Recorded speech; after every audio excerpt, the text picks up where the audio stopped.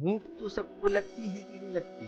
लगती है। तो भोजन करना है तो भोजन करने के पहले प्रश्न उठाओ, भूख लगी है तो क्या खाना?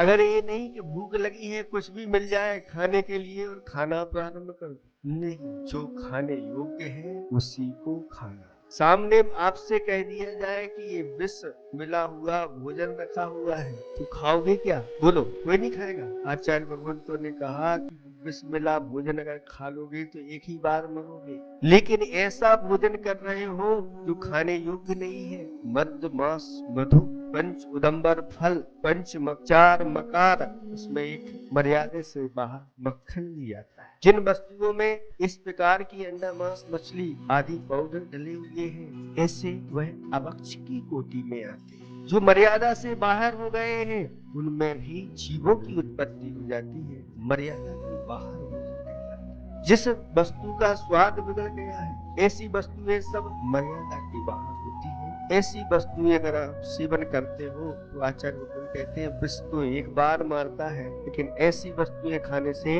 इस जीव को नरक निगोद में बार बार जाकर के मरना पड़ता है। अगर मर्यादा के बाहर कोई औषधि होती है, उस औषधि का सेवन आप लोग करते हो क्या? बाजार से दवाई लाते हैं तो एक्सपायर डेट देख लेते हैं, और अगर वह निकल गई तो फिर ग्रहण नहीं करते। क्यों?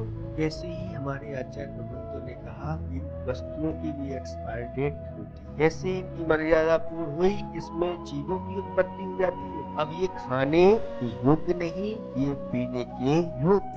इसलिए प्रश्न लगा करके जो उस प्रश्न पत्र को हल करता है वही व्यक्ति विवेकी कहलाता है। ऐसा नहीं कि कहीं भी जो कुछ मिला बस पेट भरना है, तो पेट तो पशु भी भर लेते हैं, लेकिन उसमें पशु कुछ ऐसे पशु होते हैं जो विवेकी होते हैं और वह अपने विवेक का उल्लंघन नहीं करते। आज तक ऐसा सुनने में नहीं आया कि किसी भी गाय ने मांस का भक्षण किया।